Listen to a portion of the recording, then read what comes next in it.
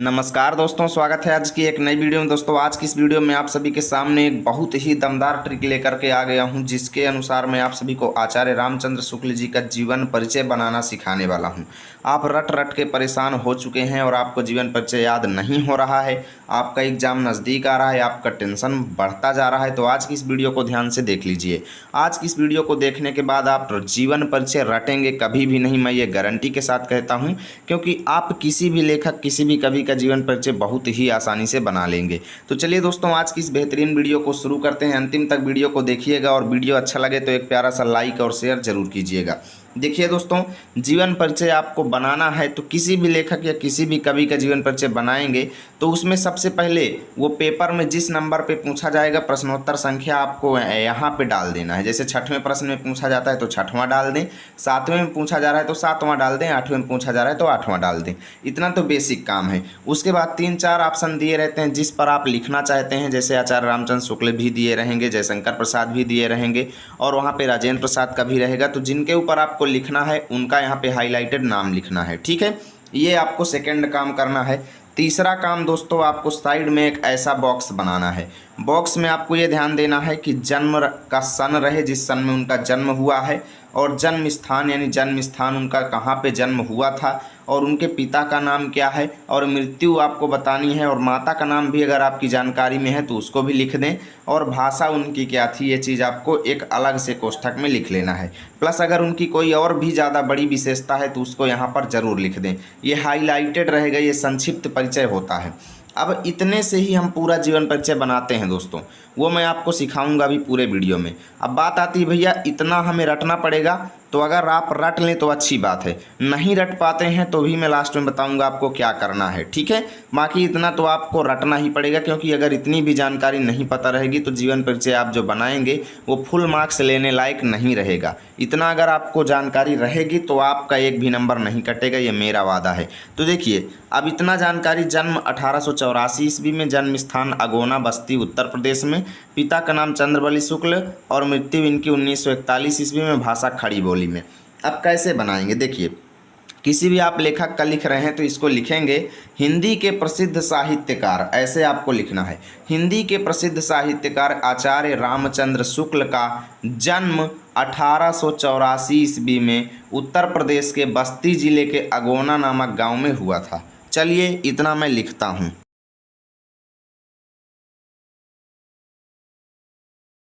देखिए दोस्तों, मात्र इन 2 शब्दों से, जन्म का समय यानी 1884 ईस्वी, मात्र 2 शब्दों से हमने 5 से 6 लाइन बना लिया है। कैसे लिखना है देखिए, हिंदी के प्रसिद्ध साहित्यकार आचार्य रामचंद्र शुक्ल जी का जन्म सन 1884 ईस्वी में उत्तर प्रदेश के बस्ती जिले के अगोना नामक गांव में हुआ था। अब देखिए, इसको हम डायरेक्ट भी लिख सकते थे कि बस्ती जिले में हुआ था, उत्तर प्रदेश नहीं लिखते, लेकिन हमको क्या करना है, जब हमको जीवन परिचय नहीं आ रहा है तो हमें कोशिश ये करना है जितना बढ़ा बढ़ा के लिख लें, जितना ज़्यादा लाइनों को हम फांद लें, जितना ज़्यादा एरिया हम जो है लिख लें उतना ही अच्छा है। हमें बड़ा दिखाना है अपना जीवन परिचय। ठीक है, इसलिए आपको इसको खोल खोल करके लिखना है कि उत्तर प्रदेश के बस्ती जिले के अगोना नामक गाँव में हुआ था। अन्यथा ये तो डायरेक्ट लिख सकते हैं कि इनका जन्म इतने ईस्वी में बस्ती जिले में हुआ था। ठीक है, लेकिन हमें मार्क्स गेन करने हैं। इसके बाद जन्म स्थान और जन्म सन से हमने ये चीज़ बना लिया। अब इनके पिता का नाम चंद्रबली शुक्ल था, तो चलिए इसको भी लिखते हैं। देखिए दोस्तों, इनके पिता का नाम श्री चंद्रबली शुक्ल था, इतना हमने लिख दिया।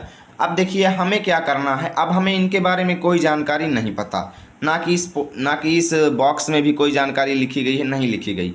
तो हम क्या करेंगे, अपने से बनाएंगे। कैसे, ये लिखेंगे कि आचार्य रामचंद्र शुक्ल जो हैं हिंदी के एक प्रसिद्ध निबंधकार, कहानीकार, आलोचनाकार, ऐसे आपको बढ़ा चढ़ा करके लिखना है। ठीक है ना, चलिए इसको लिखते हैं। तो देखिए, हमने लिख दिया कि आचार्य रामचंद्र शुक्ल हिंदी के एक प्रसिद्ध साहित्यकार, निबंधकार, महान शैलीकार एवं श्रेष्ठ आलोचक थे। ठीक है, ये तो अपने से ही बना बना करके लिखना है। अब आगे लिखेंगे, इन्होंने हिंदी साहित्य को आगे बढ़ाने में अपना बहुत ही ज़्यादा अमूल्य योगदान दिया। हमने लिख दिया, इन्होंने हिंदी साहित्य को आगे बढ़ाने के लिए अथक परिश्रम किया। इसके बाद और क्या लिख सकते हैं दोस्तों, कि इन्होंने अथक परिश्रम किया और इसी परिश्रम के क्रम में इन्होंने हिंदी साहित्य के इतिहास को लिख डाला। ठीक है, देखिए हमने लिख दिया कि इसी क्रम में इन्होंने हिंदी साहित्य के इतिहास को लिख डाला। अब देखिए हमें तो किसी तरह से ये सोचना है कि भाई हमारा एक पेज भर जाए, बस किसी तरह से एक पेज भर जाए, और इतना हमने बना लिया है। इतने में भी बहुत टीचर लोग नंबर दे देते हैं, लेकिन मैं आपको उतना बताऊंगा कि नंबर कटने का कोई चांस ही ना रहे। ठीक है, आगे देखिए, आगे इसमें आप ये बना सकते हैं कि इन्होंने स्वाध्याय से यानी अपने से पढ़ करके हिंदी, अंग्रेजी, संस्कृत, बंगला इत्यादि भाषाओं का अच्छा ज्ञान प्राप्त किया। ठीक है, तो चलिए लिखते हैं। देखिए हमने लिख दिया इन्होंने स्वाध्याय से हिंदी, अंग्रेजी, संस्कृत, बंगला आदि भाषाओं का अच्छा ज्ञान प्राप्त कर लिया। ठीक है, और आगे लिखेंगे उसी ज्ञान की वजह से इन्होंने पत्रिकाओं का संपादन करना भी प्रारंभ कर दिया। ठीक है ना, यानी पत्र पत्रिकाओं को संपादित करना भी शुरू कर दिया। तो चलिए लिखते हैं। देखिए हमने लिख दिया कि अपने ज्ञान को अपनी रचनाओं और पत्र पत्रिकाओं में प्रकाशित करना भी इनका श्रेष्ठ कार्य था।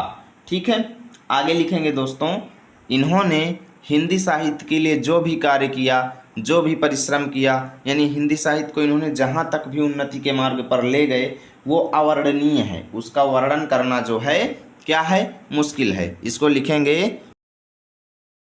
ठीक है, हमने लिख दिया हिंदी साहित्य में इनका योगदान अवर्णनीय है। आगे लिख सकते हैं दोस्तों, ये शुक्ल युग के एक बहुत ही श्रेष्ठ लेखक थे। मैं आपको बता दूं, आप नहीं जानते हैं तो ये जानकारी याद कर लीजिए। ये शुक्ल युग यानी आचार्य रामचंद्र शुक्ल के नाम पर ही शुक्ल युग का नाम पड़ा, इसलिए शुक्ल युग जो है, शुक्ल युग के ये एक बहुत प्रख्यात, बहुत विख्यात लेखक हैं, है ना। तो चलिए इसको लिखते हैं कि ये शुक्ल युग के एक श्रेष्ठ लेखक थे। लिख दिया गया कि ये शुक्ल युग के बहुत ही श्रेष्ठ लेखक थे। आगे लिखेंगे इसी वजह से इनके समकालीन यानी इनके टाइम का जो युग, हिंदी गद्य का जो समय है, उसको शुक्ल युग के नाम से जाना जाता है। ठीक है ना, इसको लिखेंगे। अब देखिए दोस्तों, हमने बहुत सारा लिख लिया है, इतना ही आपको लिखना है। अब इस मृत्यु को लिखना है कि इनकी मृत्यु 1941 ईस्वी में हो गई। और आप बढ़ा चढ़ा के लिखना चाहते हैं तो लिख सकते हैं शुक्ल जी की भाषा शुद्ध, परिमार्जित, संस्कृतनिष्ठ एवं खड़ी बोली थी। आप ऐसे इसको लिख सकते हैं, खड़ी बोली भाषा वाला भी आप यूज कर सकते हैं। हालांकि हमने पर्याप्त लिख दिया है तो इसलिए लिखेंगे इनकी मृत्यु, ये देखिए हो गया। ठीक है, अब हम क्या करेंगे, रचनाएं हेडिंग डालेंगे। रचनाएं हेडिंग आपको यहीं पे बीच में भी डाल सकते हो, साइड में डालें तो ज़्यादा अच्छा है। ऐसे आपको रचनाएं हेडिंग डालना है और इसके नीचे आपको डबल लाइन पटरी की मदद से खींच लेना है। ठीक है, इनकी प्रमुख प्रमुख रचनाएं जो भी हैं आपको लिख देना है। जैसे रश्मि मासा हो गया। ठीक है, रश्मि मासा। तो देखिए दोस्तों, हमने लिख दिया रश्मि मासा, चिंतामणि, 11 वर्ष का समय, हिंदी साहित्य का इतिहास आदि। देखिए रचना तो केवल एक ही लिखना होता है, लेकिन आप ज़्यादा लिखते हैं तो ज़्यादा अच्छा है। और यहाँ से पूरा जीवन परिचय हो चुका है। बहुत ही बेहतरीन जीवन परिचय मैंने आपको बनाना सिखाया है। अगर वीडियो अच्छी लगी तो लाइक करें और दोस्तों के पास शेयर करें। मिलेंगे आप सभी के साथ अगली वीडियो में, तब तक के लिए जय हिंद, जय भारत।